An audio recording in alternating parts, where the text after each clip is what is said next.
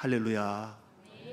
네, 오늘도 함께 예배하는 우리 성도들, 저희 교회 온라인으로 예배 함께 하는 성도들도 참 많이 계신데, 모두에게 대림절에 이 땅에 오실 예수님을 기다리는 간절한 기다림이 공유되기를 바라고, 그리고 주의 축복이 풍성하게 임하시기를 축복합니다. 대림절을 맞아서 제 믿음에 관한 이야기를 붙들고 우리가 함께 말씀을 좀 나누려고 계획을 했고, 그리고 준비를 하였습니다. 지난주 그리고 이번 주, 다음 주, 그 다음 주까지 대림절 4주간 동안에 여러분들과 함께 나누고 싶은 이야기의 핵심은, 하나님은 우리와 인격적으로 관계를 맺고, 하나님은 우리를 강제하시는 하나님이 아니고 우리 한 사람 한 사람에게 끊임없이 하나님의 사랑을 베풀어 주시기를 원하시는 하나님이시고, 또 우리는 마땅히 그런 하나님의 사랑을 받았다면 믿음의 사람다운 책임을 잘 감당했으면 좋겠다 하는 것이 이번 설교의 핵심입니다.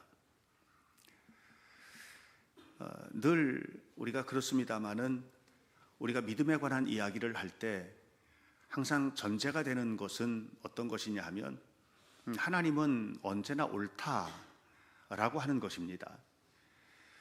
우리는 항상 옳은 게 아니잖아요. 우리의 결정은 늘 옳지 않습니다. 옳은 것도 있지만 그런 것도 있고, 또 잘 선택한 것도 있지만 그 선택을 후회할 때도 많거든요. 하나님은 늘 옳으시고, 하나님이 걸어가시는 그 길은 언제나 바른 길이라는 것을 전제하지 않으면 하나님을 믿는 게 헛됩니다. 어떻게 이때는 이랬다, 저때는 저랬다 하는 신을 따라갈 수가 있겠습니까? 그러니까 우리의 신앙생활의 전제는 하나님의 말씀이고, 하나님의 말씀은 언제나 우리를 바른 곳으로 이끌어 가시는 말씀이라는 것을 우리가 알아야 할 것이고요. 그럼에도 불구하고 하나님은 우리에게 일방적으로 강압하는 것이 아니라 인격과 인격이 만나서 대화하고 이끌어가기를 원하신다는 것, 이것이 신앙생활에 굉장히 중요한 지점임을 여러분들이 아셔야만 합니다. 이제 히브리서 11장은, 사실 히브리서 11장은 우리가 믿음장이라고 얘기하지 않습니까? 창세기 1장 창조장, 또 고린도전서 13장 사랑장, 이렇게 이야기하는 것처럼 히브리서 11장은 믿음장이라고 이야기하지만, 히브리서 11장은 믿음에 대한 정의를 우리에게 이야기하는 장은 아닙니다. 믿음은 이런 것이다 하고 이야기해주는 성경이 아니고요. 히브리서 11장은 적어도 믿음을 가진 사람들은 이렇게 살았다 하는 것을 보여주는 그런 책입니다. 그래서 성경 안에서 믿음으로 산 사람들의 이야기가 참 많잖아요. 그 수많은 사람들의 이야기를 전부 다 똘똘 뭉쳐서 갖다 놓은 곳이 히브리서 11장이에요. 그래서 히브리서 11장은 성경 안에 있는 모든 믿음으로 살았던 사람들의 이야기가 집약되어 있는 바로 그런 성경이 바로 히브리서 11장입니다. 그런데 히브리서는 사실 굉장히 많은 핍박을 받았던 시대의 신앙인들에게 신앙을 잘 유지하라고 히브리서를 기록한 거거든요. 그러니까 히브리서를 기록할 당시에 믿는 사람들의 환경은 참 힘들었습니다. 너무너무 어렵고 힘든 상황이었어요. 그런 환경과 그런 고통 중에 우리가 어떻게 믿음을 지켜야 될지에 대한 이야기를 해주고 있는데, 그런데 여러분들 우리가 차근차근 좀 읽어보면 느낄 수 있는 것이, 하나님은 어느 누구에게든지 강제하신 적이 없다는 거예요. 그러니까 하나님은 우리를 인격자로 대하시지, 우리는 너는 내가 만든 피조물이니까 넌 내 마음대로 해야 돼, 이렇게 하나님이 하시는 게 아니라는 거죠. 우리가 사람을 대할 때, 서로 간에 대할 때, 부부지간에도 그렇고 부모와 자녀지간에도 그렇고 이런 관계에 대한 이해가 분명하면 그 집은 분명히 행복합니다. 다시 말하면 내 아내는 내 물건이 아니고 내 남편은 내 마음대로 할 수 있는 존재가 아니다. 이걸 분명히 알면 이건 무너질 수 없는 집이에요. 내가 낳은 자식이지만 내 마음대로 할 수 있는 대상이 아니다. 이걸 알면 그 집의 가정교육은 훌륭해질 수 있습니다. 그러니까 하나님과 우리 사이의 관계가 그런 관계라는 것을 우리가 알아야만 합니다. 그런데 우리가 기도할 때 가끔 이런 기도 하잖아요. 하나님, 저는 죄 짓는 자리에는 가지도 말게 해주세요. 나쁜 말은 하지도 말게 해주세요. 더러운 것은 만지지도 말게 해주세요. 이렇게 기도를 하죠.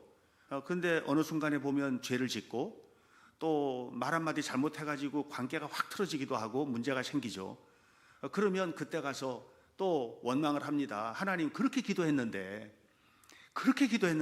죄 짓는 자리는 가지도 말게 해주라고 기도를 그만큼 했으면 좀 가지 말도록 막아주시고, 좀 나쁜 말을 하려고 하면 집게로 꽉 잡아서라도 말 못하게 해주시고, 좀 그렇게 하셔야지 왜 이렇게 나를 힘들게 하십니까? 이렇게 원망을 하는데, 여러분, 그 너무 잘못된 신앙이라는 거예요.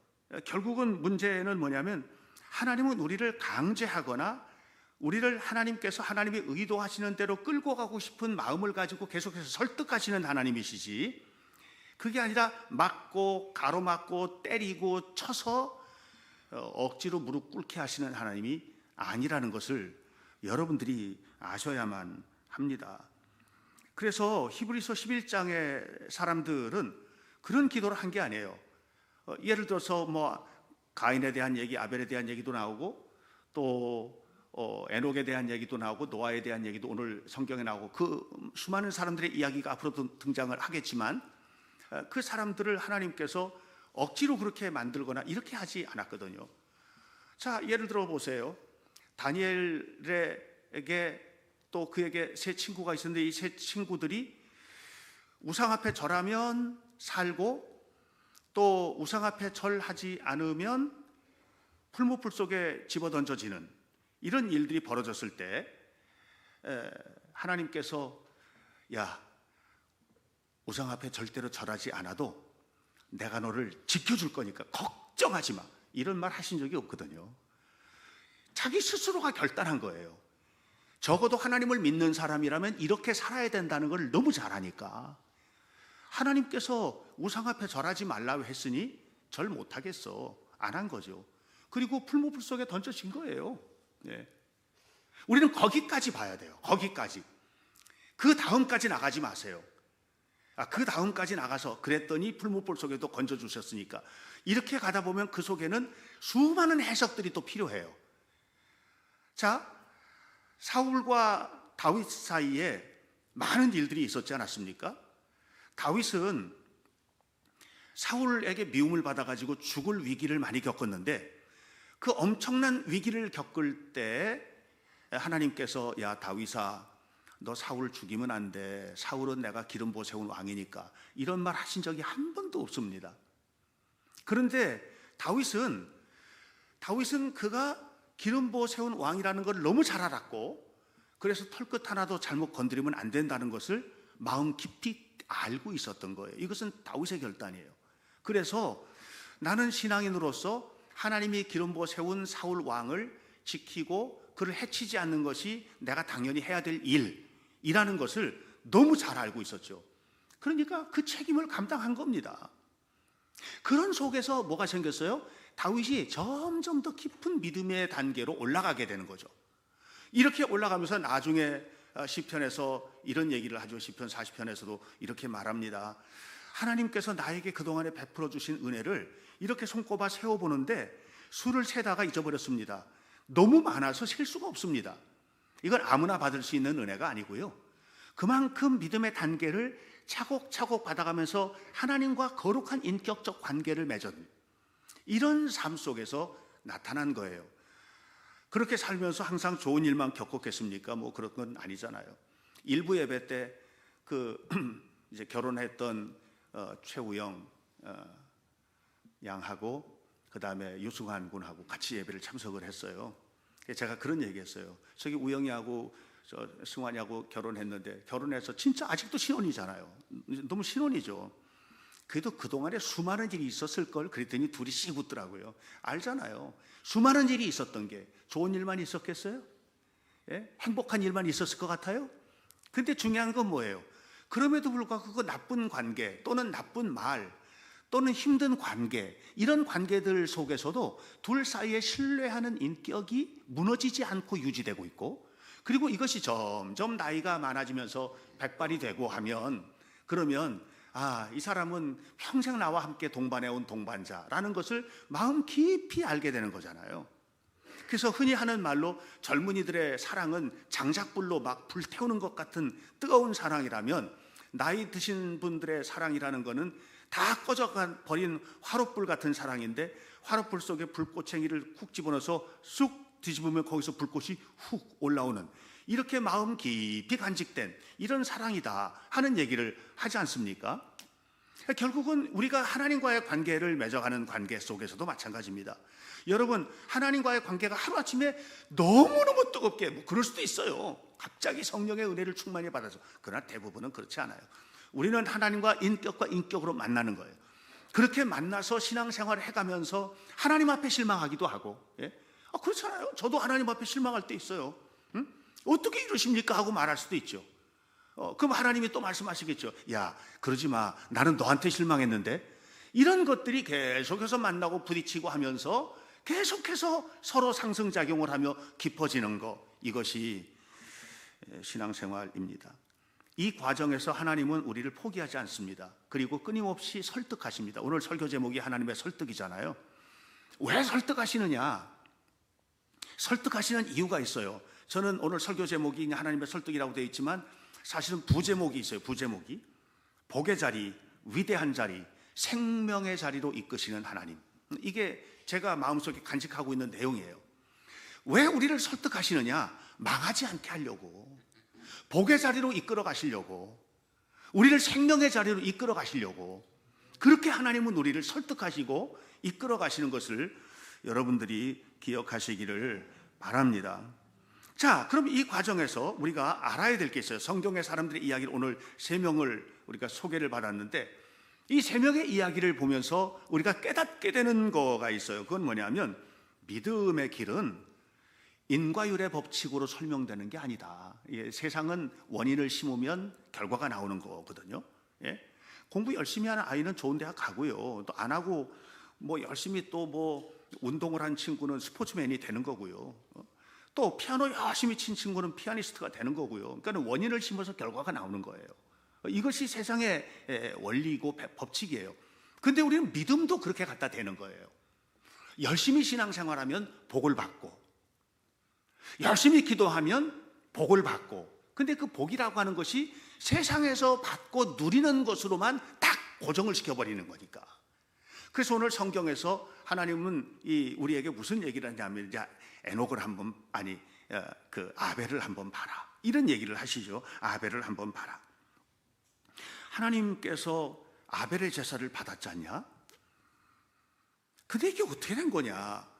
가인의 제사는 거부하셨고 아벨의 제사는 받으셨는데, 그런데 아벨이, 하나님이 너무 사랑하는 아벨이 가인에게 맞아 죽었다.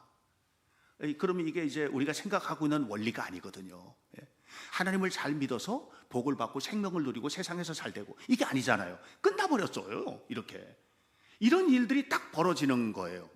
자, 그러면 우리는 어떨까? 우리가 아벨처럼 되면 신앙생활 더 유지할 힘이 있을까? 우리도 아벨처럼 된다고 하더라도 그래도 나는 하나님을 붙들고 목숨 바쳐 주님을 믿고 하나님 앞에 살 그런 용기가 남아 있을까? 이 지점을 지금 이야기를 하고 있는 겁니다. 사실 창세기 4장을 보면 조금 구체적으로 나오는데, 창세기 4장에 보면 이런 얘기가 나오거든요. 제가 읽어드릴게요. 그 가인이 제사를 드리고 아벨이 제사를 드리는 장면이에요. 창세기 4장 3절 뒷부분부터 4절 앞부분까지. 가인은 땅의 소산으로 제물을 삼아 여호와께 드렸고, 아벨은 자기도 양의 첫 새끼와 그 기름으로 드렸다. 이렇게 했어요. 여기서 이미 결정이 나버려요. 성경을 조금 깊이 보는 사람은 여기서 이미 승부가 끝났다는 걸 알아요. 왜냐하면 여러분, 재물은 문제가 안 돼요. 가인은 농사 짓는 사람이라고 그랬잖아요. 그 농산물 가지고 드리는 거죠. 그럼 뭘 드려요? 농사 짓는 사람이 농산물 가지고 드리지. 다른 거 없는데. 그건 문제가 안 돼요. 아벨은 양으로 드렸대잖아요. 양 치는 사람이니까 양을 드리는 거 문제가 안 돼요. 근데 아벨의 제사에 구태여 갖다 붙여놓은 특별한 말이 있어요. 이렇게 말합니다. 아벨도 양의 첫 새끼와 기름으로 하나님 앞에 드렸다고 그랬어요. 그렇다면 가인의 제사도 그렇게 나와야 돼요. 가인은 농산물의 첫 소산으로 하나님 앞에 예배를 드렸고, 이렇게 나왔으면은 이게 너무 좋은 그림인 거예요. 왜냐하면 여러분, 레위기를 보면 추수 때가 되면 하나님 앞에 드리라고 하는 내용들이 나옵니다. 농사를 지으면 밀추수를 합니다. 그러면 밀추수를 하면 이 신앙이 참 좋은 신앙인들은 어떻게 하냐면 이른 아침에 들판에 나갑니다. 그리고서는 밀을 쫙 해가지고 한아름 묶어서 그냥 안을 수 없을 만큼 터질 만큼 안고 성전에 올라갑니다. 그리고 그걸 바쳤어요. 이게 제물이었습니다. 보리 추수할 때 보리 추수가 늦거든요. 밀추수보다. 보리 추수할 때도 그렇게 해가지고 갖다 바쳤어요. 그렇게 됐었더라면 이 얘기의 그림은 전혀 다른 그림이 나온 거예요. 그러면 가인과 아벨의 스토리는 전혀 다른 스토리로 전개되었을 겁니다. 그런데 가인에게 제사는 그냥 드리는 거예요. 아벨에게 제사는 소중한 거를 드리는 거예요. 이게 달라요. 여러분, 오늘 여기 예배 나와 계신데 어떤 분의 예배는 그냥 예배하는 분도 계실 거고요. 어떤 분의 예배는 소중한 것을 드리는 예배자도 있을 거예요. 여러분 마음을 묻는 겁니다. 여러분 마음을 묻는 거예요. 나는 지금 어떤 마음으로 와 있나? 어떤 이들에게는 습관적으로, 그것도 좋아요. 나쁜 습관보다 훨씬 좋은 습관이죠. 안 나오는 것보다 그냥 나오는 것도 훨씬 좋은 일이죠. 그러나 믿음과 연관되어서 우리가 생각해 볼 때 이건 조금 다른 얘기가 나오는 거예요. 저는 우리 현대교회 성도들, 저를 비롯해서, 저를 포함해서 우리 모두가 다 하나님 앞에 예배를 드릴 때 결과를 미리 예측하고 원인을 심는 것이 아니라 결과와 상관없이 하나님을 향해서 내가 어떤 삶을 살 것인가를 결단하는 이런 믿음의 태도가 중요하다고 생각합니다. 자, 사랑하는 여러분, 에녹이 죽음을 보지 않고 옮겨졌다고 그랬습니다. 하나님이 그를 옮기심으로 그가 보이지 않게 되었다, 이렇게 얘기합니다. 그런데 그에 대한 얘기에서 뭐라고 하냐면 그가 살아가는 동안에 360일을 살아갔는데 360일을 사는데 그렇게 살아가는 360년을 샀는데 그렇게 살아가는 모든 날 동안에 그는 하나님과 동행했다고 이렇게 얘기를 하거든요. 그러니까 에녹이 살았던 시대는 그러면 편안한 시대냐? 그거 아니거든요. 성경을 우리가 상세히 살펴볼 필요가 있어요. 에녹이 살던 시대 편안한 시대가 아니었어요. 노아는 방주를 준비했다고 그랬습니다. 방주를 준비했던 노아의 시대는 편안했냐? 아니에요. 창세기 6장을 보면 죄악이 온 땅에 가득히 덮여 있던 시대라고 그랬습니다. 여러분, 여길 봐도 다 죄악들이야. 다 예수 안 믿는 사람들이고 전부 다 세상 사람들이고 하나님과는 상관없는 사람들이고 하나님 믿는 사람을 손가락질하는 사람들이고 이런 악한 세상에서, 그런데 의롭게 산다는 게 쉽겠어요? 이 노아가 그 집을 함께 구원을 받게 하고 승리했던 것은 그냥 된 것이 아니라는 것을 우리가 알아야만 합니다. 결국 믿음이라는 것은 뭐냐 하면 이렇게 세상에서 어떤 결과를 예측하고 심는 것이 아니라 하나님을 바라보고 믿음의 사람답게 내가 어떻게 살아갈 것이냐라고 하는 것을 생각하는 것이라면, 그럼 우리가 두 번째 중요한 주제를 하나 더 다뤄야 돼요. 그건 뭐냐 하면 그 믿음은 결국은 세상에서 보상받기 위한 목적이 아니고 하나님을 바라보며 살기 위한 것이로구나, 하나님을 바라보며 살기 위한 것이로구나 하는 것을 알아야만 합니다. 6절 말씀을 여러분들이 좀 외우셨으면 좋겠는데요. 한 주간 동안 한번 외워보시죠. 다니면서 같이 한번 읽어볼까요? 시작. 믿음이 없이는 하나님을 기쁘시게 하지 못하나니 하나님께 나아가는 자는 반드시 그가 계신 것과 그가 자기를 찾는 자들에게 상 주시는 이심을 믿어야 할지니라.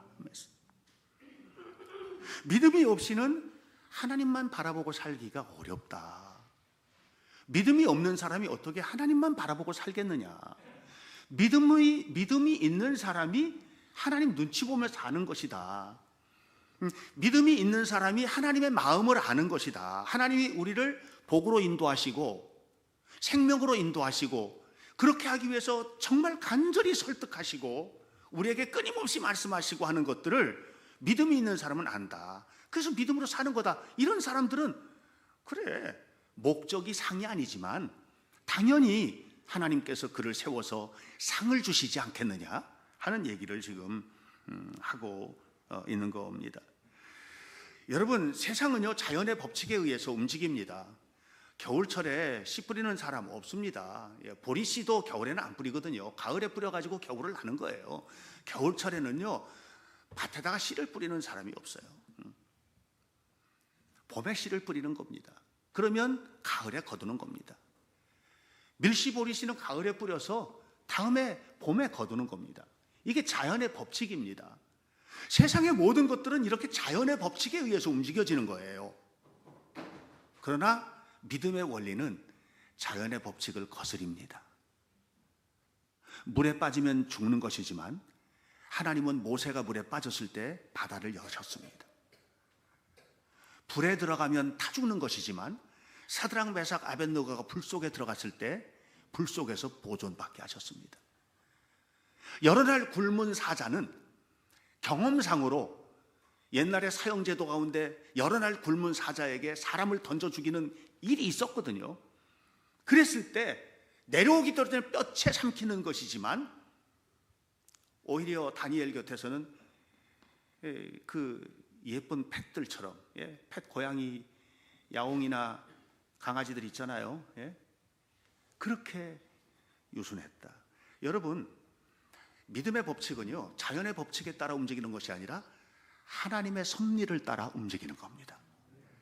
그러니까 우리가 믿음은 세상에서 보상을 기대하는 것이 아니라 하나님을 바라보는 거예요. 세상 너머에 계신 하나님, 그 하나님을 바라보는 겁니다. 하나님을 바라보고 하나님을 따라가고 하나님께 집중하고 그렇게 가는 겁니다. 그런데 우리가 왜 무너져요? 자꾸 감정에 집중하다 보니까 무너지는 거예요. 여러분, 감정이 얼마나 순식간에 흔들립니까? 얼마나 자주 움직입니까? 우리의 감정이. 마음은 믿을 만한 구석이 안 되는 거예요. 그래서 우리가 하나님의 말씀에 집중하고 하나님께서 하실 일에 집중하고 하나님 그 자신에 집중하고 세상의 자연의 법칙이 아니라 그것을 뛰어넘어서 역사하시는 하나님을 바라보며 살아가는 거, 그거죠. 이렇게 살았던 히브리서 11장의 사람들은 하나님의 로봇이 아니었습니다.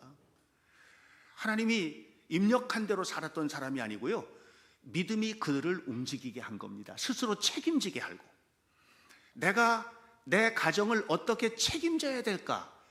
하나님이 책임져 주시는 게 아니에요. 여러분 책임지시는 거지. 내가 내 인생의 앞날을 어떻게 책임질까? 여러분, 하나님이 책임져 주지 않으세요. 여러분이 책임지셔야죠. 하나님이 여러분 월급 통장에 따박따박 100만 원, 200만 원, 300만 원, 400만 원, 500만 원 넣어주지 않으세요. 여러분 다니는 회사의 사장이나 국가에서 넣어주는 거예요.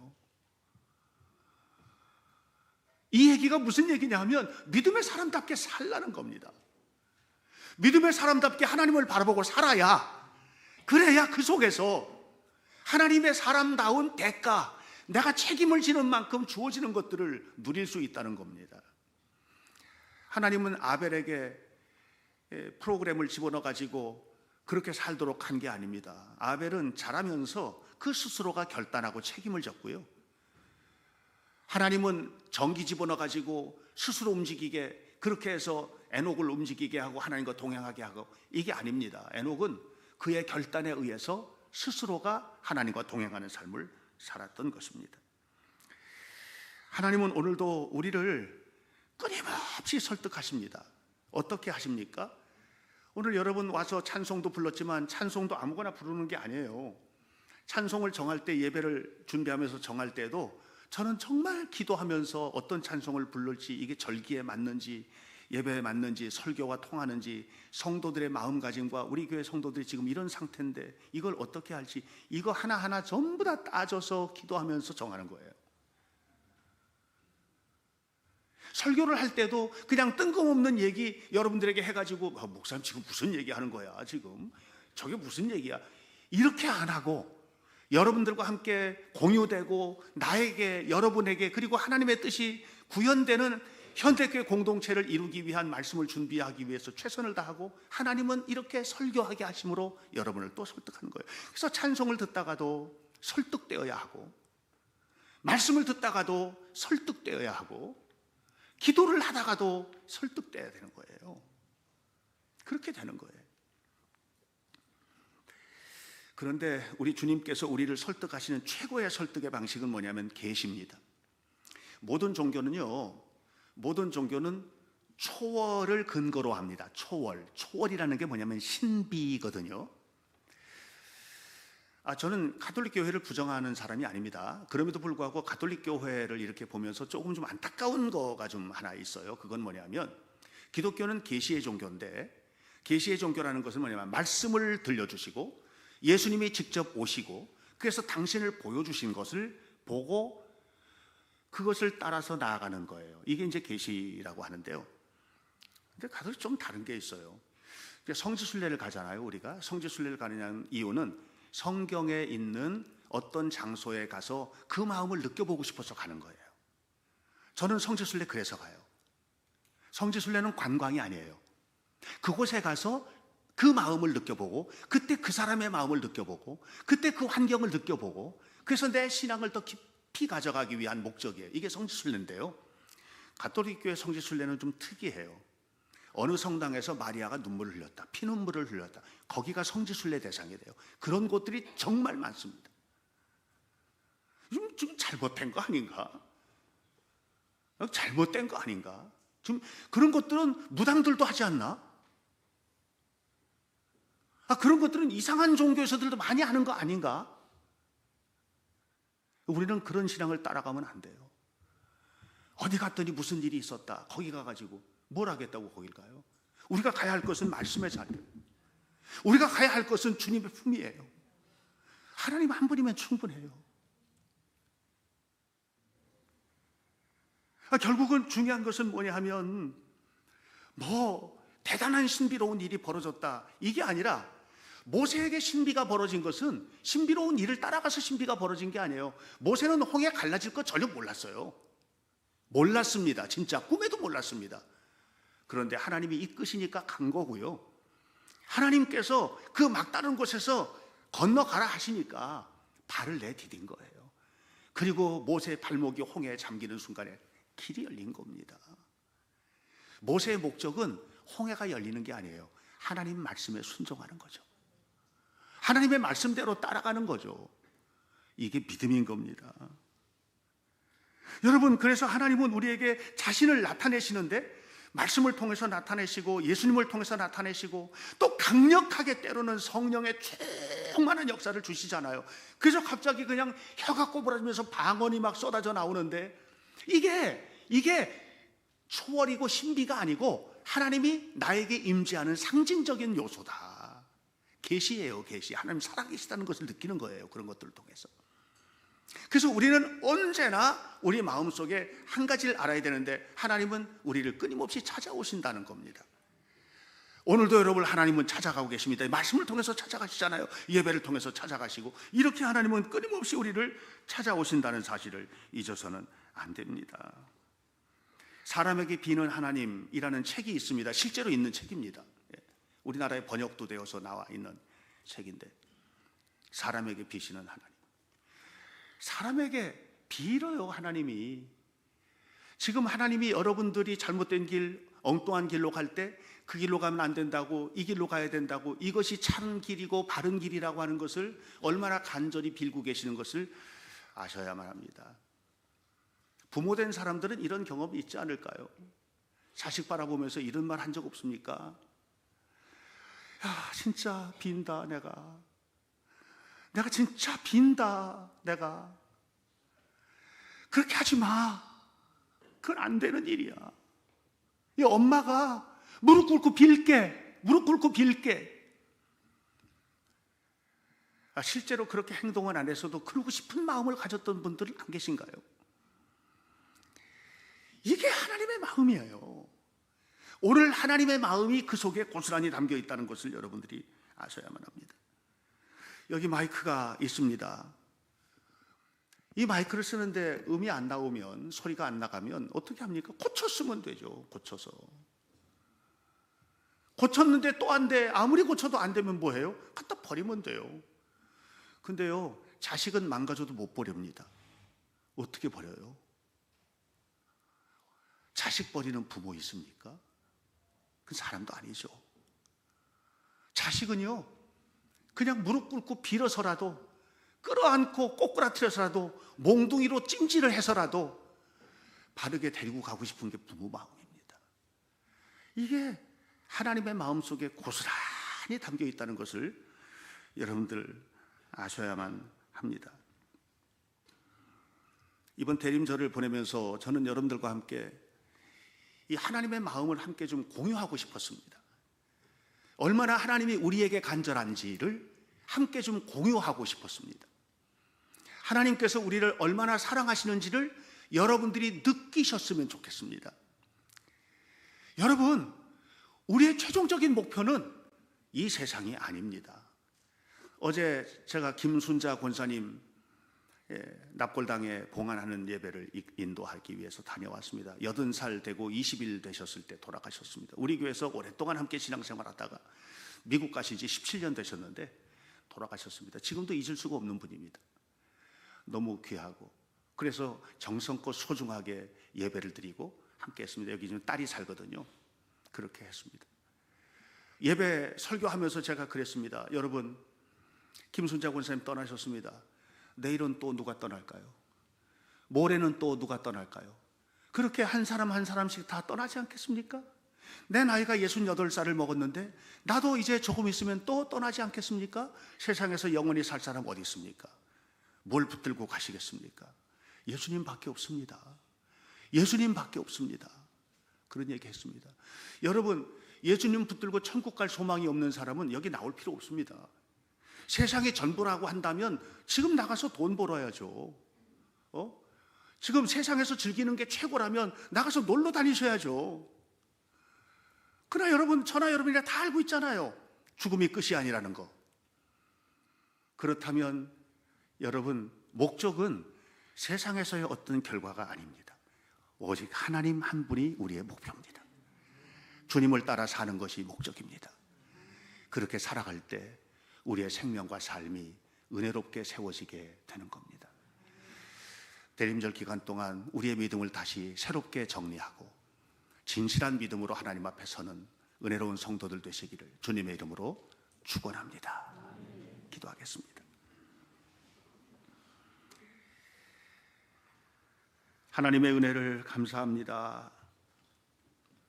오늘도 우리를 만나주시고 우리를 붙잡아 주시고 인도하시는 거룩하신 하나님, 생명의 주님을 바라봅니다. 거룩하신 주님, 우리 현대교회 모든 성도들의 삶 속에 주의 은총을 부으시옵소서. 그리고 우리로 하여금 깨닫게 하시고 주님을 바라보게 하시고 전심을 다하여 주를 믿게 하시고 믿는 사람다운 책임을 가지고 가정에서도 회사에서도 교회에서도 모든 일상의 삶에서도 살아갈 수 있도록 인도해 주옵소서. 주님의 은혜를 감사드리며 예수님 이름으로 기도하옵나이다. 아멘.